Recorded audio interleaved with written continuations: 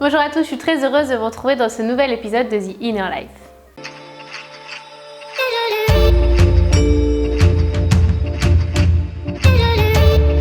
Aujourd'hui, je vais vous parler de mon alimentation en étant enceinte. Vous avez été très nombreux et nombreuses à me demander qu'est-ce que je mangeais, qu'est-ce qui avait changé, donc je vais essayer de répondre à un maximum de vos questions. La première question que l'on m'a posée beaucoup de fois, c'est de savoir si j'étais encore végétarienne, et la réponse est oui. Oui, oui, oui et 1000 fois oui. Pour moi, il était hors de question de changer mon régime alimentaire sous prétexte que je suis enceinte. Et à partir du moment où une femme végétarienne est en bonne santé, que toutes ses analyses sanguines sont bonnes, elle a assez de vitamines, assez de minéraux et que tout va bien, alors il n'y a aucune raison pour que le bébé n'aille pas bien à son tour parce qu'il va trouver assez de ressources dans sa maman et dans ce qu'elle mange au quotidien pour lui-même grandir et s'épanouir. Alors moi, ça fait 5 ans que je suis végétarienne, du coup je me suis pas du tout posé la question de savoir si j'allais devoir adapter ou pas mon régime alimentaire parce que je sais que c'est un régime alimentaire qui, s'il est bien suivi, peut être bon pour moi mais aussi pour mon bébé. Alors, j'ai eu la chance de tomber sur un médecin qui, dès que je l'ai rencontré, m'a dit qu'il n'y avait aucun problème à ce que je sois végétarienne, d'autant que mes analyses sanguines étaient très bonnes, donc j'ai rien changé. Et au contraire, le fait d'être végétarienne m'a un petit peu éloignée de quelques problématiques que peuvent rencontrer les femmes enceintes, concernant par exemple la charcuterie, la viande crue, le poisson cru, etc., qui sont certaines fois porteurs de la toxoplasmose. La toxoplasmose est en fait une infection qui est transmise par les animaux et donc de consommer très peu de produits d'origine animale comme la viande, le poisson, etc. ça diminue fortement le risque de contamination et donc quand on est végétarienne, on ne se pose même pas la question, on fait juste attention au fromage qui soit bien pasteurisé parce que effectivement c'est ce qui aussi peut nous transmettre cette infection. Donc moi je ne suis pas immunisée, certaines femmes sont immunisées contre la toxoplasmose et vous avez vraiment de la chance, mais quand on n'est pas immunisé, il y a quand même des précautions à prendre et je vous en parle juste après. Donc j'ai continué mon alimentation vraiment de la même façon qu'avant d'être enceinte. J'ai pas augmenté les quantités, j'ai pas diminué, je mange exactement pareil, je mange ce que je veux, quand je veux et c'est vraiment la clé de cette vidéo. C'est pour vous dire que c'est pas parce qu'on est deux maintenant dans mon corps, c'est pas parce qu'on se partage mon corps que absolument je dois tout revoir et que tout doit être différent parce qu'à partir du moment où on a une alimentation saine et équilibrée naturellement, eh bien ça va bien aussi pour le bébé. Cependant, je prends des compléments alimentaires qui m'ont été conseillés ou par mon médecin ou par mon ostéopathe ou par ma naturopathe et ça je pense que c'est intéressant que je puisse le partager avec vous. Depuis le moment où je sais que je suis enceinte, j'ai commencé à prendre Prenatal Nutrients de chez Solgar. C'est en fait de l'acide folique et plein d'autres vitamines, de la B12, du fer, mais c'est principalement de l'acide folique. L'acide folique, c'est en fait une vitamine qui va aider à la construction du fœtus. L'acide folique, on l'appelle aussi la vitamine B9 et en fait, elle va permettre le renouvellement cellulaire et donc le développement du fœtus parce que nous sommes un amas de cellules et donc en ayant un peu plus d'acide folique dans mon organisme, alors je permets à mon corps à moi d'aller bien mais aussi à mon bébé de bien se développer et de bien se construire. Un deuxième complément alimentaire que je consomme tous les jours, c'est du fer. Il n'est pas rare que les végétariens aient des petites carences en fer. Ça, je pense réellement que ça vient de mon alimentation, le fait de ne pas manger de viande, le fait d'avoir du coup des sources de fer qui soient un peu moins assimilables par le corps et qui soient un peu moins importantes aussi, font qu'on est plus sujet à des carences. Mais jusqu'à présent, j'avais été anémiée qu'une seule fois et c'était au tout début de mon végétarisme, donc quand vraiment j'apprenais à équilibrer. Depuis 4 ans, j'avais jamais eu de manque en fer, de carence en fer et je crois que maintenant qu'on se partage un corps, alors mon bébé prend une partie du fer, j'essaye d'en garder un petit peu, lui il se sert autant qu'il en a besoin et donc moi j'en manque un petit peu et c'est pour ça que mon médecin m'a conseillé de prendre du fer depuis 1 mois, donc à partir du 5e mois, aujourd'hui j'en suis au 6e mois, depuis le 5e mois je prends du fer tous les jours. Et enfin le troisième complément que je prends au quotidien et celui-là j'ai eu beaucoup de mal à l'accepter, vous allez comprendre pourquoi, c'est l'huile de krill. En fait le krill c'est comme des petites crevettes. Et donc moi en étant végétarienne, je mange pas de crevettes, je mange pas de poisson. Et donc c'était très difficile pour moi d'accepter de consommer un aliment qui ne faisait pas partie de mon régime. Donc quand ma naturopathe m'a parlé de ça, je lui ai dit est-ce qu'il n'existe pas une autre source d'oméga 3 qui soit végétale, etc.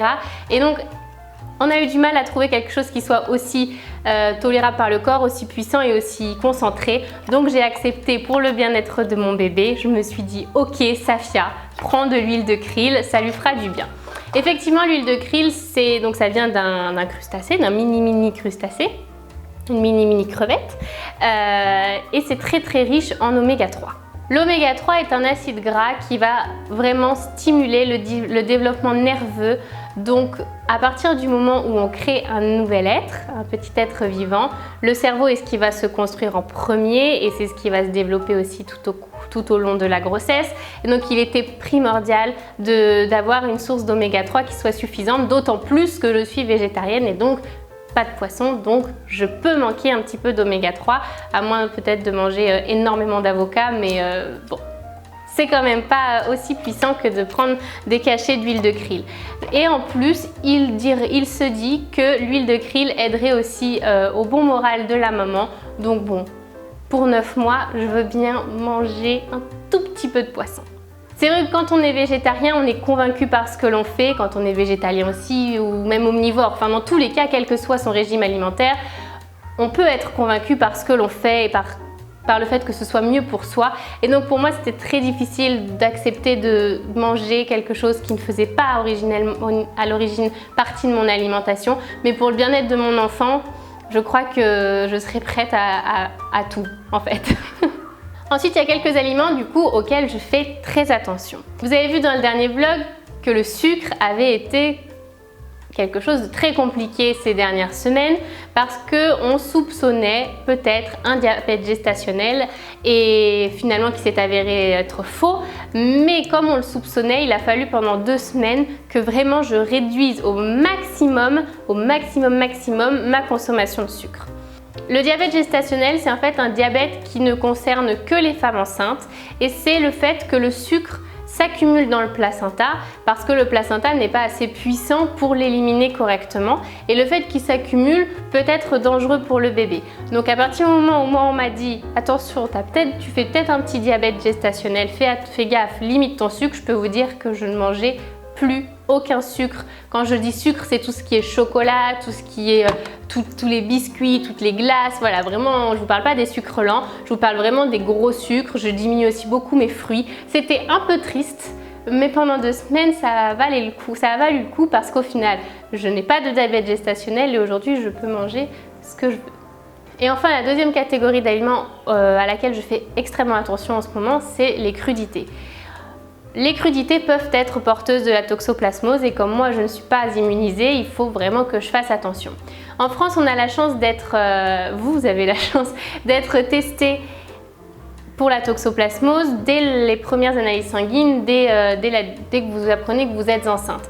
Ici en Espagne, on attend le 5e mois. Donc, moi, ça ne fait qu'1 mois que je sais que je ne suis pas immunisée, donc pendant 5 mois, je mangeais vraiment comme avant. Je pouvais manger des crudités au restaurant sans me préoccuper de comment elles avaient été lavées, etc. Il n'y avait pas de problème, je les lavais pas plus, enfin, je les lavais juste vite fait chez moi, j'enlevais pas la peau. Aujourd'hui que je sais que je ne suis pas immunisée, je fais beaucoup plus attention et c'est-à-dire que je ne mange plus de crudités quand je suis hors de chez moi, enfin au restaurant par exemple, et chez moi je les lave au vinaigre blanc et j'enlève la peau quand il y a une peau.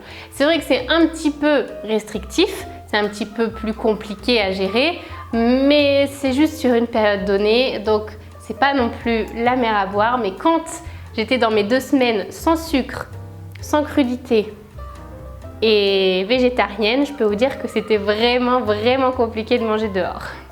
Donc voilà, je vous ai parlé de mon alimentation en étant enceinte et végétarienne. Alors vous voyez, ça change vraiment pas beaucoup d'avant. J'ai pas eu de grands changements et c'était vraiment l'idée de la vidéo, c'était de vous montrer que c'est pas parce que vous donnez la vie, que vous créez la vie, que vous devez revoir toute votre alimentation. À moins qu'elle ait été très mauvaise avant et je vous encourage à la rendre un petit peu plus équilibrée, un petit peu plus variée et je pense réellement que ça peut donner de belles énergies à notre bébé pour qu'après il ait envie de manger des épinards, de manger des fruits, de manger un peu de tout, vous voyez, que ce soit plus varié et qu'il soit moins difficile. Mais en tout cas, ne vous prenez pas trop la tête. Faites juste attention à équilibrer aussi si vous manquez par exemple de fer ou si vous avez l'intention, si vous êtes végétarienne, de pouvoir prendre des huiles complémentaires qui vont vraiment aider votre bébé à se construire et à être en pleine forme. Parce que moi, de mon point de vue, c'est mon point de vue, je suis végétarienne, mais c'est pas pour autant que mon enfant devra être végétarien. Donc, je l'aide avec de l'huile de krill et il fera bien comme il veut après et il choisira l'alimentation qui lui conviendra le mieux quand il sera en âge de choisir. Et pour toutes celles que ça intéresse, je voulais vous conseiller quand même ce livre-là qui s'appelle Enceinte et végétarienne de Hélène de Fossé et qui est vraiment très bien fait et qui nous rassure beaucoup parce que quand on est végétarienne et qu'on tombe enceinte, on se dit est-ce que je vais pas manquer de quelque chose?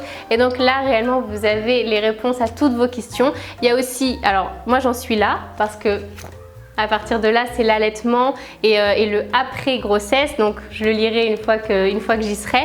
Mais vraiment il est très bien fait, il est très chouette, vous pouvez le trouver. Moi je crois que je l'avais commandé en ligne parce que j'avais du mal à le trouver en librairie. Il y a encore très peu, il y a plus que très peu d'exemplaires, mais il est très bien fait. Si vous le trouvez, surtout n'hésitez pas. Enfin voilà, je vous fais de très gros bisous. Je vous retrouve très vite dans une prochaine vidéo, que ce soit un vlog, que ce soit un The Inner Life. Et en tout cas, merci beaucoup de tout cet enthousiasme qu'il y a autour de ces vidéos-là. Même quand je vous rencontre en vrai dans la rue ou dans les événements et que vous me parlez de The Inner Life, je sens bien que c'est quelque chose qui vous aide et qui vous plaît. Et moi, ça me remplit vraiment beaucoup d'émotions. Donc j'ai plein d'idées pour The Inner Life. Vous allez voir dans les prochains mois, ça va... Il y a plein de choses qui vont arriver. Je suis vraiment très heureuse de partager ça avec vous. Merci encore et à très vite. Ciao. Chérie, est-ce que dans ma table de nuit, tu peux chercher le livre Enceinte et végétarienne, s'il te plaît? Merci. Enceinte et végétarienne. Tome 1. Merci. Alors oui, enceinte et végétarienne. Pourquoi enceinte et végétarienne? Et pourquoi pas, monsieur, j'ai envie de vous dire? Pourquoi pas enceinte et non végétarienne? Mais pourquoi végétarienne sans être enceinte? Et pourquoi... Mais non, mais j'essaye de faire une live, mais j'y arrive pas. Je crois que c'est pas ton truc.